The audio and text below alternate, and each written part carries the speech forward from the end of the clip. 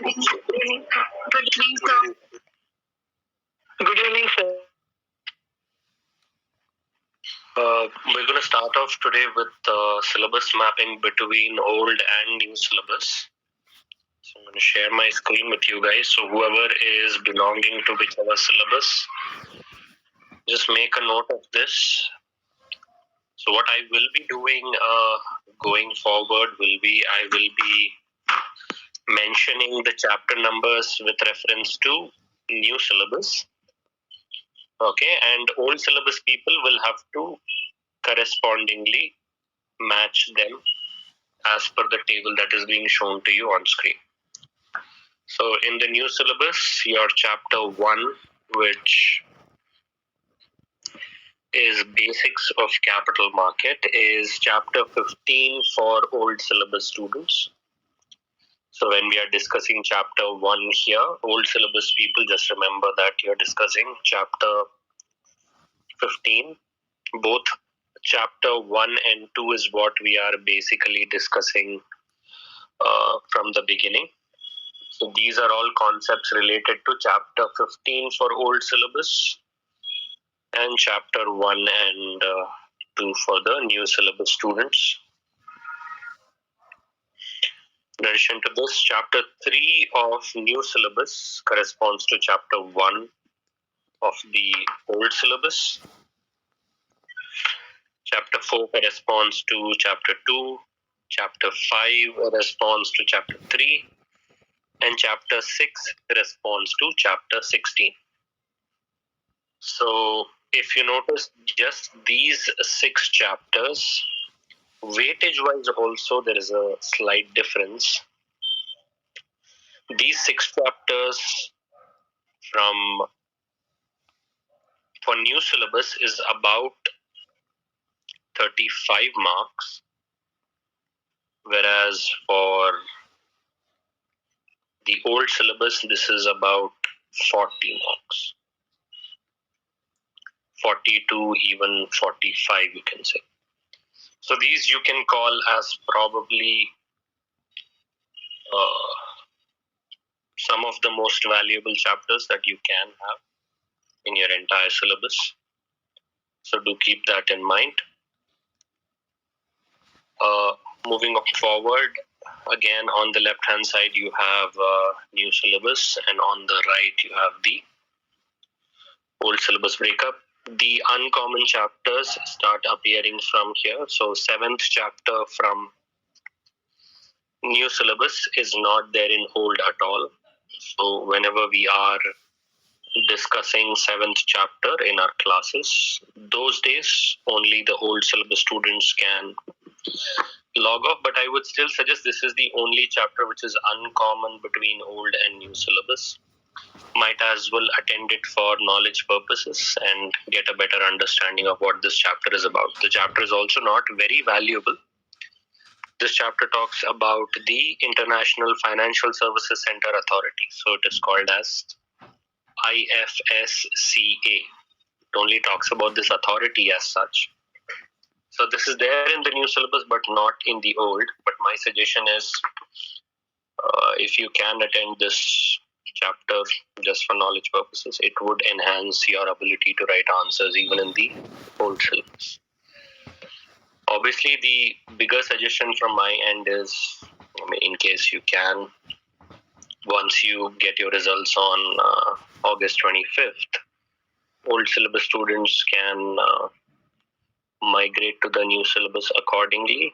I don't see any great advantage of staying back in the old syllabus as such, because there is one extra paper and that has been moved out of the syllabus pretty much. So it is advantageous for you to study a little less and clear the course as early as possible. So once you get your results on August 25th, in case if you do clear, there is still going to be a changeover scheme which is applicable to you. So you'll have to, irrespective of whether you clear or not, I think there is a small amount of fees that is also involved, and you have to write some pre-test papers. So details regarding this, obviously you can talk to the chapter regarding how to write this pre-test. It's also available on ICSI's website. So my suggestion is maybe start writing these pre-tests a little bit in advance, just in anticipation of what's going to happen on August 25th, and then you can migrate smoothly before August 31st, which is the last date for migrating into the new syllabus. If you're still, some people are sometimes adamant, like I was pretty adamant in 10th after scoring 45 in maths.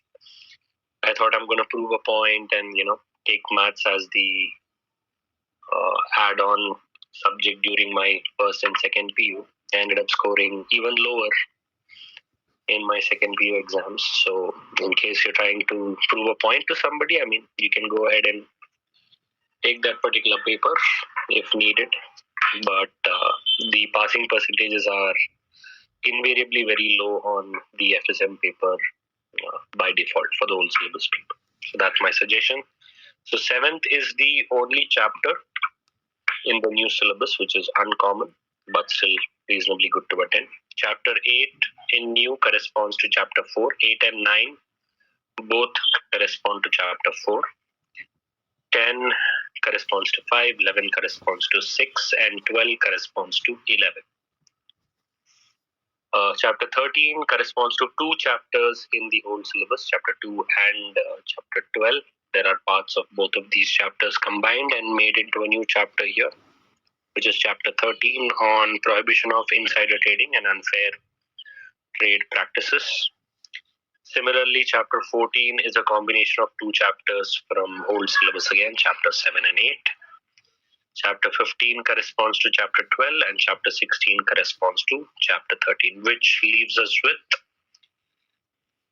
7 as the uncommon chapter for new syllabus students and 9 and 14 as the chapters that have been taken away for the old syllabus students. So if you can already notice, another advantage of moving to new syllabus in our paper is old syllabus people have to not study 2 chapters and they have to only study one smaller chapter, which is chapter 7. So chapter 9 and chapter 14 in the old syllabus are SEBI Ombudsman regulations and SEBI share-based employee benefit program. Both of these regulations are removed in the new syllabus, so only required for old syllabus students. So in case if some of you do decide to stick on to old syllabus, we would do these sometime in the month of October end. All these 3 chapters, I will keep it pending.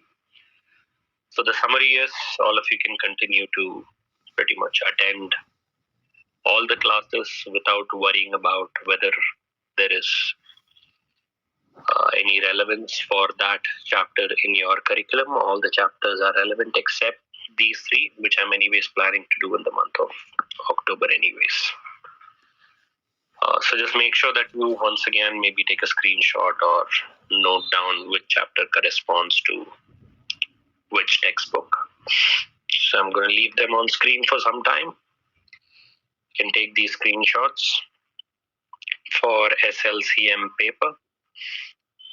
This is paper 5 in the new syllabus and paper 6 in the old syllabus. Any questions regarding the new syllabus? I believe as of now it is August 31st. Can we do it now? Yeah, you can do it now in case you have not written any other module in the June attempt. Some students seem to have written first module in June. Okay, no, sir. I have opted when I enrolled it with old syllabus. If I give my exam in this December, it will be my first attempt. So then for all such students, it is obviously ideal if you migrate immediately to the new syllabus, because every paper has been reduced considerably. I don't know whether other faculties have given you a mock-up on chapter-wise mapping, but every paper almost 1 or 2 chapters has been reduced in the new syllabus, so it has obviously become much more easier. So, but how advantageous is it when it comes to the OMR papers? There are 3 OMR papers in the old syllabus, and since it's in the OMR format, I'm planning to give them a try. I'm not sure whether you can consider that as an advantage, keeping in mind the negative markings in the old syllabus also. I have invariably seen students who usually score about 50 to 55 on any OMR paper.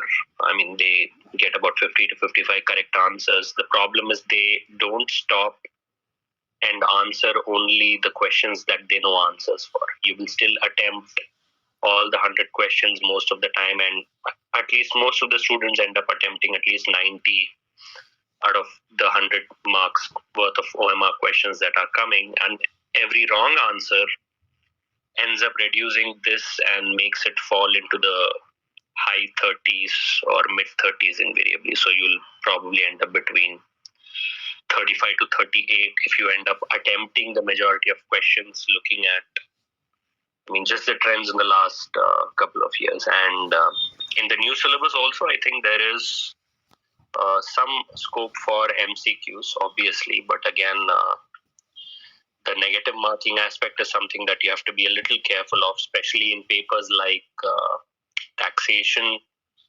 which if it is a complete OMR paper, I mean, the time that you would actually need to solve the question and then pick out the right answer gives you actually more stress than just solving the question and letting it be if it's a descriptive paper. So, I mean, there are different ways of approaching this, obviously. By default, if you just look at something being MCQ, your brain automatically tells that it's going to be easier. But that's not always the case when negative marking is involved and when your brain just doesn't know when to shut off, especially when you're under stress in an exam scenario where all the MCQ papers come back to back,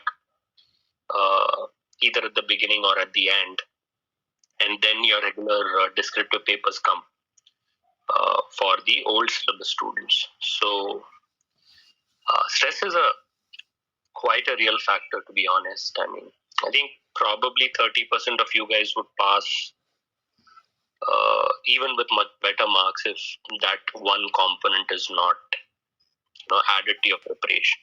Irrespective of what kind of timetables or other things that we share, which I'll also be sharing with you guys with respect to what I did when I was a student. Again, I'm just going to share things that worked out for me.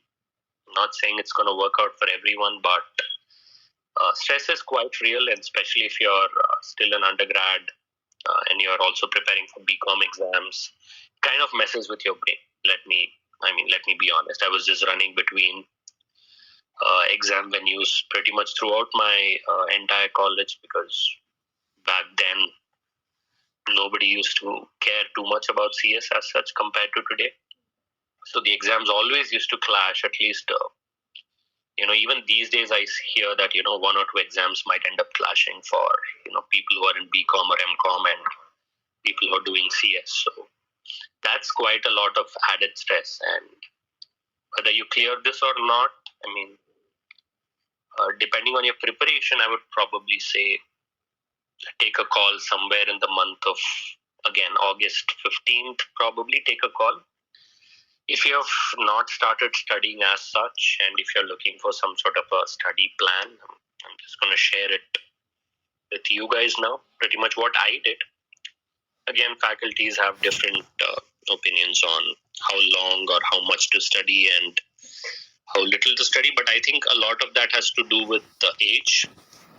So the younger you are, the closer you are to 21, your brain would probably be reasonably sharp. I'm just inclined to believe, since most of you have got more marks than me in 12th and reasonably good marks also. I hear many of you have got above 70% or 75% in your second PUC, which is pretty awesome if you ask me.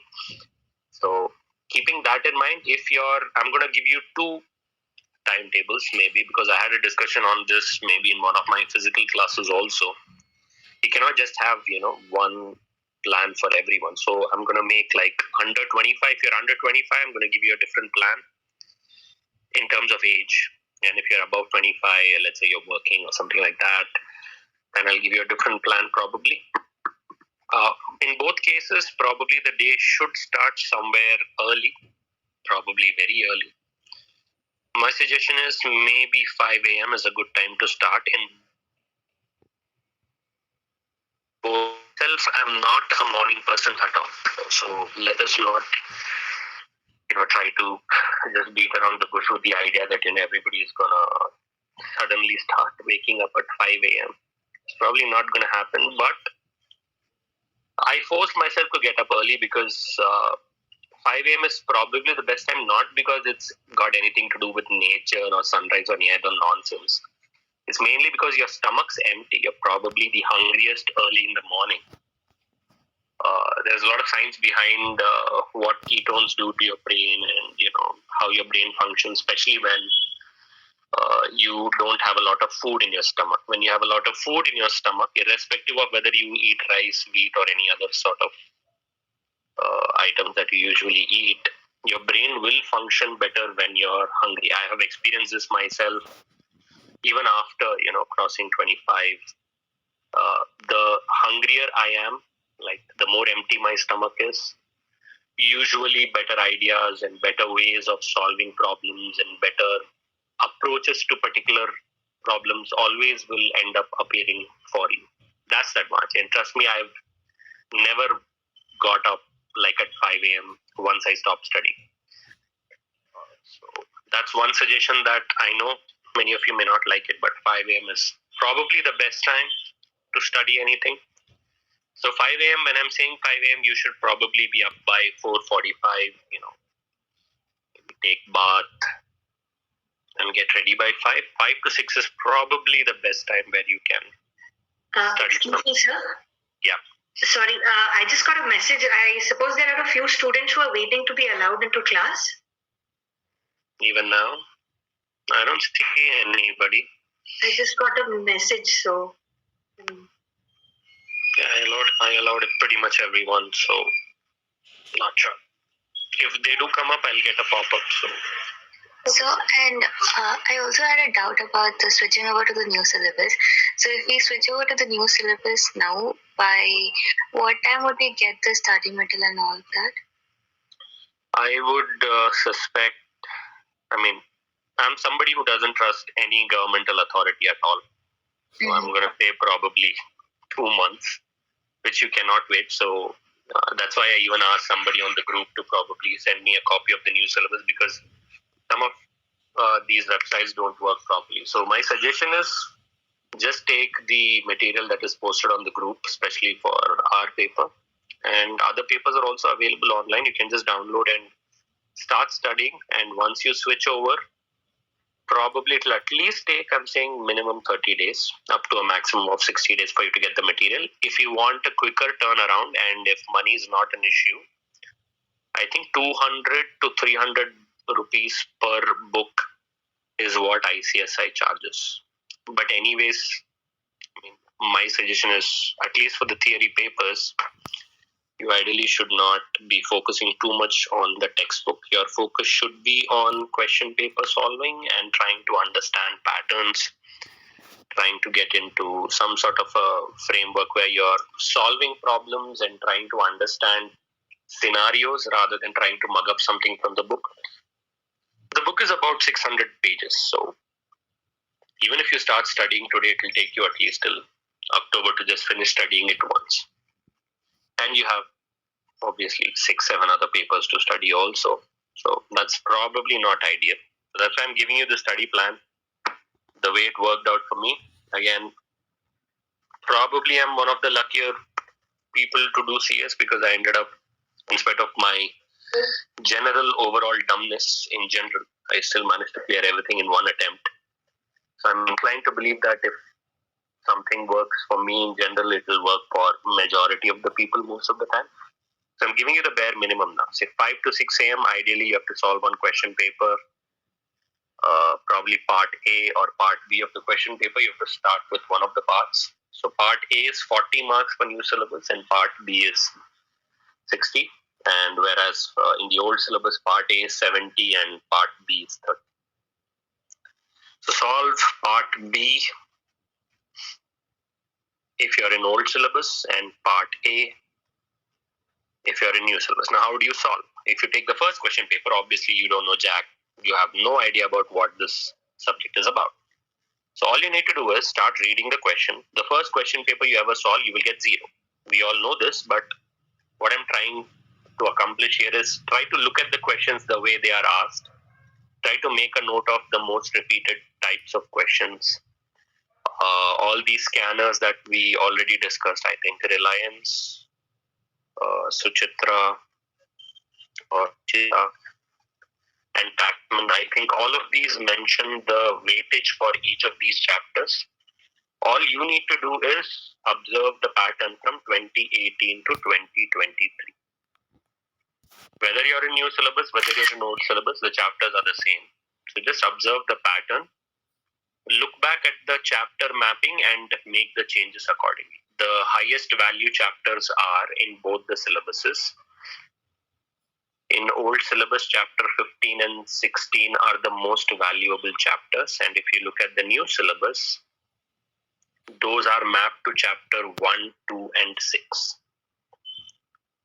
So these chapters are unskippable, irrespective of what happens. So you go to this chapter, you look at all the questions from 2018 to 2023, and you start analyzing them.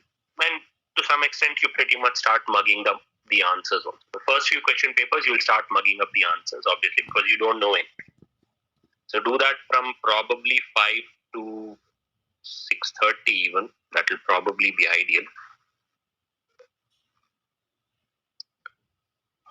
So 1.5 hours, you should be able to solve half the paper.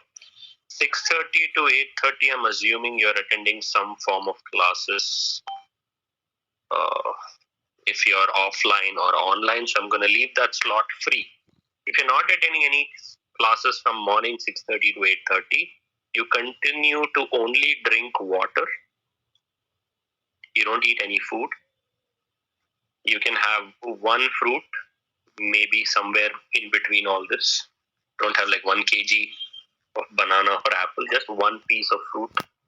And you try to finish solving one question paper by 8:30 a.m. and then you have your breakfast. 8:30 is probably by the time by which most of you should get ready and leave for college. So I'm assuming 8 to 8:30 if you're free, get ready and you can leave for college. Your 5 to 8 slot is for solving this question paper, ideal. Okay, so you first question paper, you mug up questions and answers. Second, third question paper also you mug up question and answers, and then you slowly start identifying these patterns. Okay, this came from this chapter. I already know the answer for this. Then you start writing.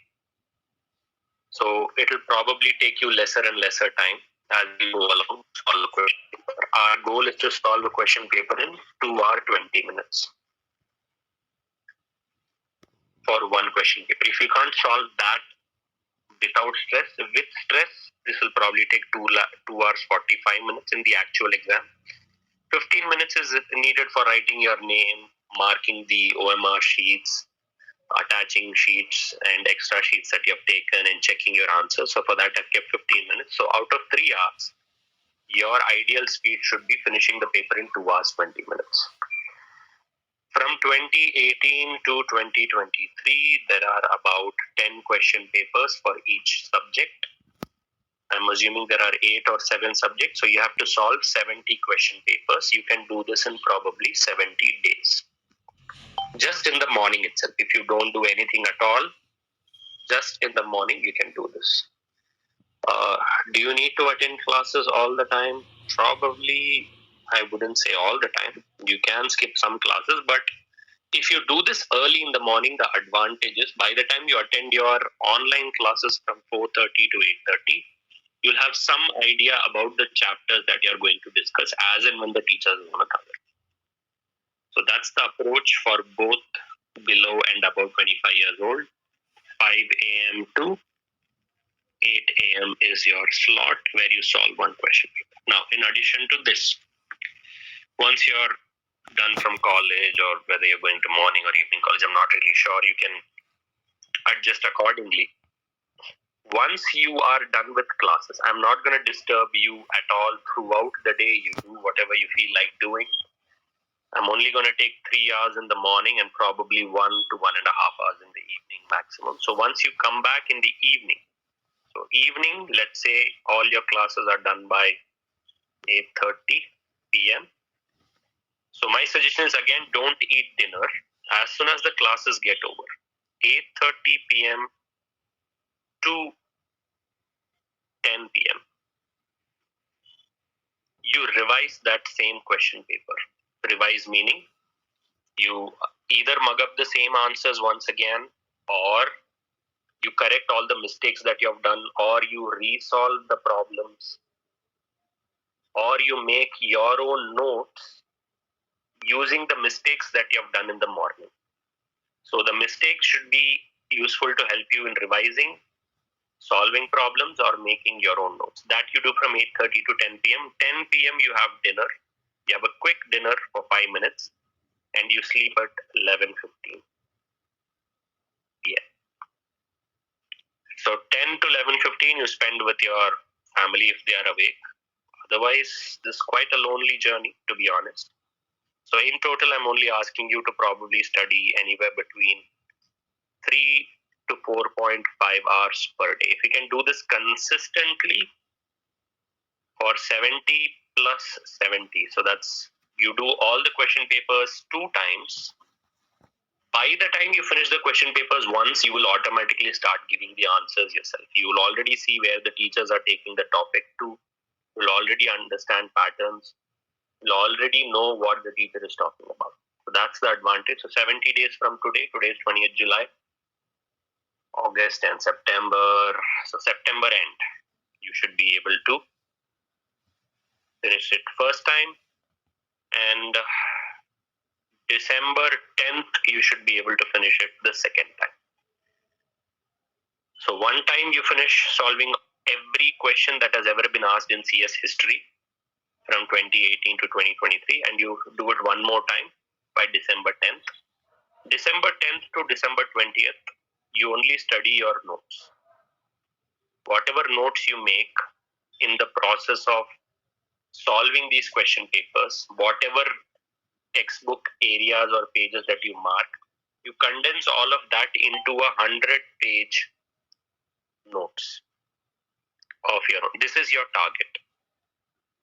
If you can condense the entire notes that you have made into 100 pages for each paper, so if whether there are 7 or 8 papers that you're taking, ideally you should take only 7. So 700 pages is all you have to study. So I'm assuming from December 10th to December 20th, every day you finish one subject. So till December 17th, you should have read your own notes once, revised it. At least from December 10th onwards, you need to take off or holiday. Worst case scenario, you can't go to college, you can't go to work, you can't go to do anything. If you're thinking of winging it and multitasking it and know what if something happens, then it's pure luck. Do whatever you feel like doing. Might as well buy a lottery ticket. Go to Kerala or Assam and then probably buy a lottery ticket also, maybe if you feel so lucky. But with preparation, this is the best you get. So to summarize, early mornings, whether you're a morning person or night person, 5 a.m. to 8 a.m. You solve one question paper. 8:30 p.m. to 10 p.m. you make notes. Rest of the day, if you have time, just work on, fine-tuning your skills a little bit. Study a little bit more. If you can cover one chapter a day, that also will be awesome. So early morning, late evening. Slot number 1 is July 20th. Let's say July 21st to September 30. You finish one set of all question papers. October 1st to December 10th, you do it the second time. This is your slot 2. December 10th to December 17th, you revise your notes. and then December 17th onwards, you try to stay calm and try to reduce stress, not binge eat, have some sort of a schedule, because by then you would have woken up every day at 5 a.m. So automatically you will start getting up at 5 a.m. by then. So that's pretty much what you could do. Suggested books which will help you accomplish this is, as I already mentioned, Reliance Suchita and Taxman Publications. Whichever book suits you, go to Sapna Book House or any other book house. See all the books once. Don't just order it because we said it. You see which language is more useful and more understandable to you. Then get it done. So all in all, 4.5 hours per day. This is the least you could do. I probably didn't even do this because I was not much of a morning person. So what I used to do was, instead of 5 a.m., I used to do only 6:30 a.m. So I used to do only one question paper, but I used to be good at multitasking. So as I was solving the question paper, I used to parallelly make the notes together. So I could do it in 3 hours. So I'm giving you 4.5 hours to solve a question paper and make your own notes from that question paper. That's pretty much what you're doing. Like a summary, bullet points, flow charts, diagrams, however it works. That is what you should ideally focus on doing. And BCom, if you're doing, don't even think of studying for BCom. Whatever you're studying for CS should be more than enough to get you passing marks in BCom, because the syllabuses are quite similar. You have accounts here, you have a lot of legal papers here, you have business oriented papers here. So just use whatever you are using here and write those exams whenever possible. All right. Any questions regarding this plan? Any queries as such? Hopefully everything is clear. All right. Sir, I was just wondering, why is there a parity between chapters 1 and 6 between the old syllabus and the new syllabus? Why is there a difference? Because you said the new syllabus was 35 marks and the old...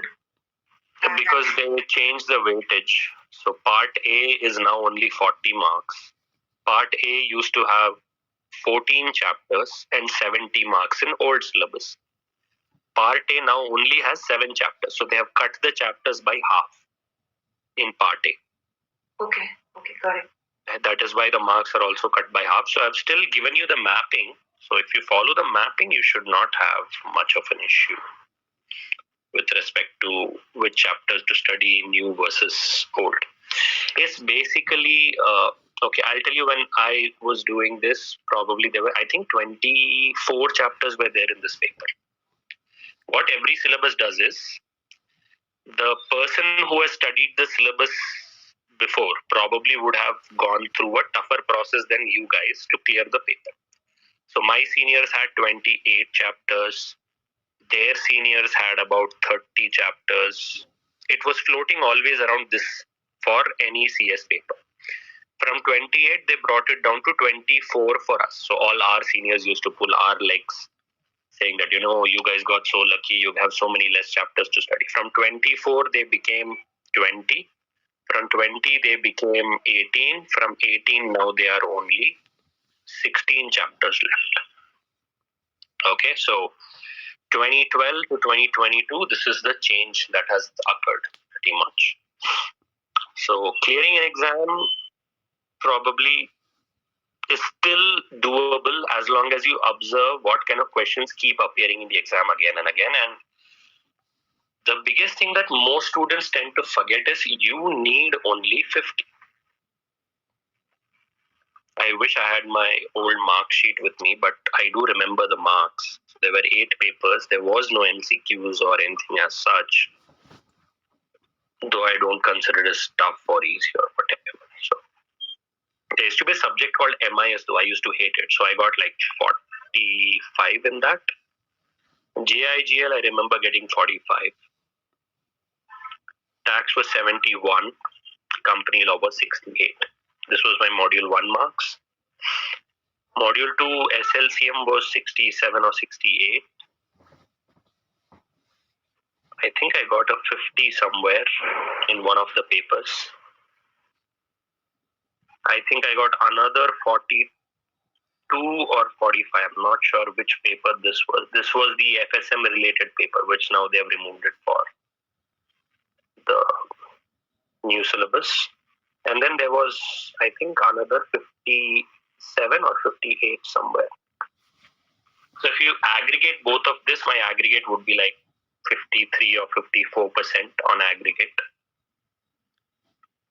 So there were people who scored 85 in tax, but 38 in this paper. So those are the people who generally tend to fail. You need to be an all-rounder here for any professional paper in the commerce field. You don't have to be an expert to clear these courses.